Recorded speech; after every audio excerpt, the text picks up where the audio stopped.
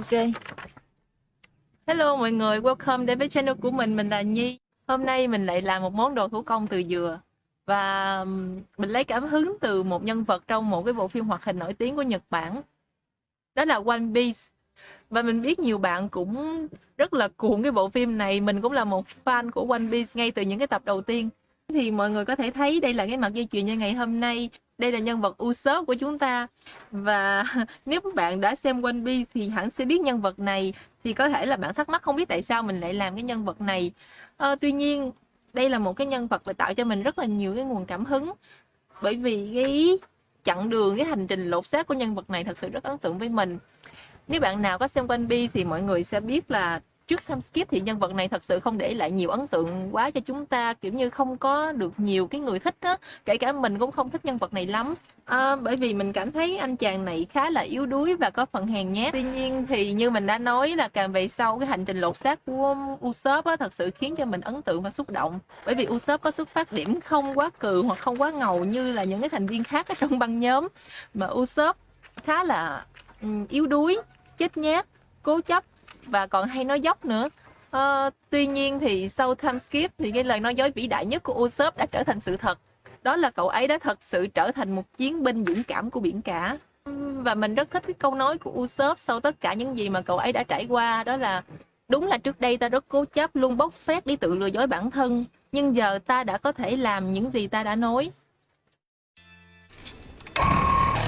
Usopp sinh ra tại một ngôi làng nhỏ và cậu ấy có cha là một xạ thủ. Tuy nhiên giấc mơ của ông ấy là trở thành một hải tặc, và ông ấy đã để lại mẹ của Usopp và Usopp ở lại quê nhà, còn bản thân thì lên đường để thực hiện cái giấc mơ đó. Thì sau này khi Usopp lớn lên và dần hiểu chuyện thì cậu ấy bắt đầu những lời nói dối đầu tiên. Cậu ấy luôn nói với mẹ và dân làng rằng có cướp biển tấn công. Cái câu nói đó giúp cho mẹ của Usopp lạc quan hơn và vui vẻ hơn, có thêm hy vọng để sống. Và cậu bé Usopp cũng muốn có được sự chú ý và quan tâm của dân làng. Mặc dù là lúc nào cậu ấy cũng bị dân làng chửi rủa, ném đá, phớt lờ, nhưng Usopp ngày nào cũng vẫn tiếp tục cái câu nói đó. Tuy nhiên đôi lúc thì sự bốc phét của Usopp cũng mang đến niềm vui và niềm hy vọng cho rất nhiều người. Và sau này thì Usopp gia nhập vào băng hải tặc mũ rơm. Usopp cùng với các thành viên khác xông buồm ra biển. Thì mỗi người đều có một giấc mơ riêng, một hoài bão riêng. Và giấc mơ của Usopp chính là có thể trở thành một chiến binh biển cả và trở thành một xạ thủ tài ba giống như là cha của mình. Giấc mơ là như vậy, tuy nhiên Usopp lại là một con người dễ sợ hãi và hay lo lắng. Cậu ấy luôn bất an, mất bình tĩnh với những điều mà cậu ấy không thể chắc chắn được. Có một cái tình tiết rất hài ở tập 356. Nó phản ánh rất rõ cái sự tiêu cực trong con người của Usopp, đó là những cái bóng ma tiêu cực á. Thậm chí nó không thể làm gì được Usopp bởi vì cậu ấy âm tính với những cái điều đó. Cậu ấy luôn bị choáng ngợp trước đối thủ, cậu ấy luôn lựa chọn cách bỏ chạy và luôn luôn tìm cách để không đặt mình vào những cái tình thế nguy hiểm. Mặc dù bản chất là vậy nhưng đã có những lúc cậu ấy thật sự đã gạt đi sự hèn nhát và sự sợ hãi ở trong lòng để mà giúp đỡ đồng đội và cả những người cậu ấy chưa quen. Sau một lần đến Little Garden thì Usopp gặp được hai người khổng lồ. Và từ đó thì cậu ấy nuôi một hy vọng, đó là có thể đến được Elbaf để mà gặp gỡ những chiến binh vĩ đại tại đó. Và từ đó thì trong trái tim của Usopp giống như được truyền một cái nguồn cảm hứng và niềm kiêu hãnh của một chiến binh. Và cái giấc mơ trở thành một chiến binh biển cả nó lại hừng hực ở trong cậu. Dù vậy thì Usopp vẫn luôn trải qua những cảm giác mặc cảm, tự ti vì cậu không có thể chất mạnh mẽ như các đồng đội. Và khi cái nỗi bất an đó lên đến đỉnh điểm, cùng với những xích mích trong băng, thì cậu ấy đã bỏ qua tất cả những điểm tốt của mình và quyết định rời khỏi đồng đội.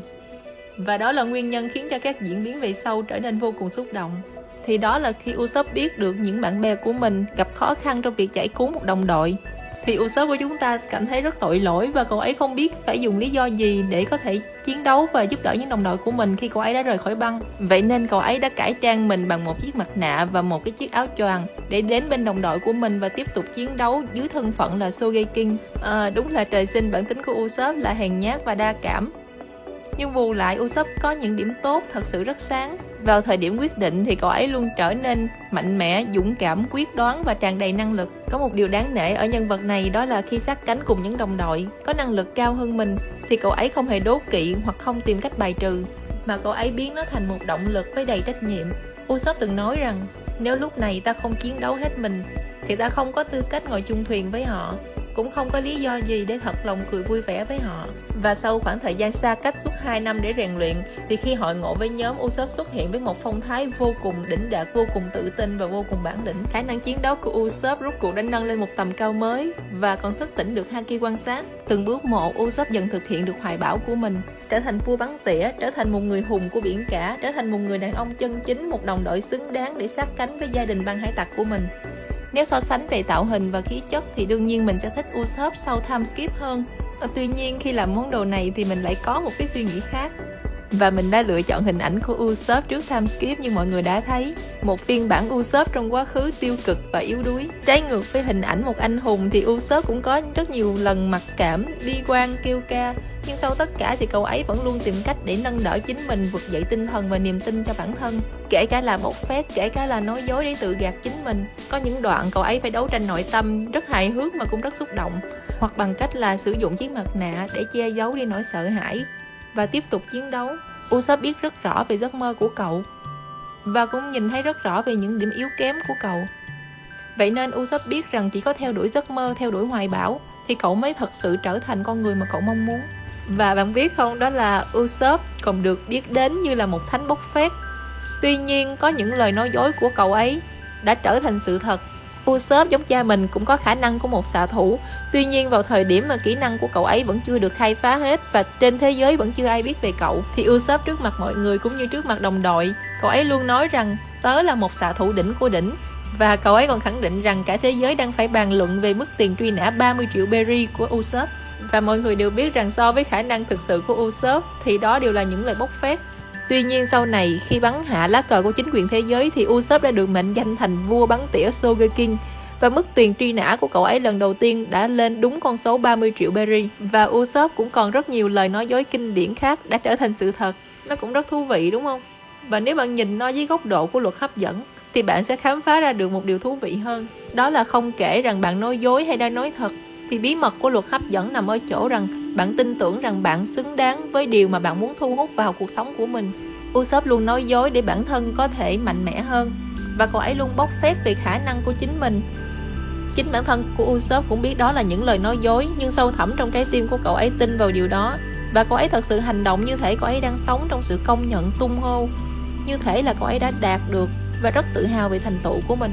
Và cũng nhờ vậy mà Usopp dần xoay chuyển lại được nguồn năng lượng tiêu cực của bản thân. Hóa ra là việc chúng ta có xuất phát điểm thấp hơn bao nhiêu người, điều đó không quan trọng. Kể cả là vừa đánh vừa chạy, kể cả là bốc phét, thì chúng ta vẫn luôn xứng đáng với những điều mà chúng ta muốn thu hút vào cuộc sống. Chúng ta luôn xứng đáng để trở thành con người mà chúng ta luôn mơ ước.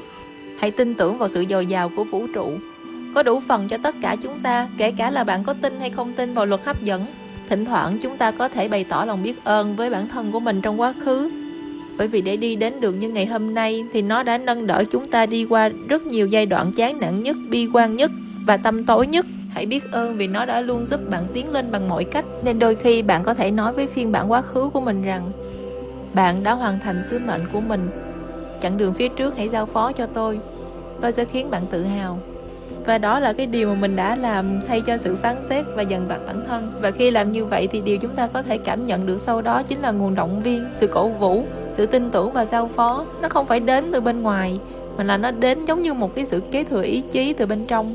Ok, và đó là lý do mình chọn nhân vật Usopp làm nhân vật chính cho thông điệp ngày hôm nay. Và mặt dây chuyền này có những hình ảnh rất gắn bó với Usopp, như con tàu Going Merry, cây thực vật quái lạ trên hòn đảo Boeing mà Usopp đã ở suốt 2 năm, và cây vũ khí súng cao su quen thuộc của Usopp. Và video hôm nay cũng hơi dài. Cảm ơn mọi người đã theo dõi đến cuối video. Hẹn gặp lại mọi người trong những video tiếp theo. Bye bye!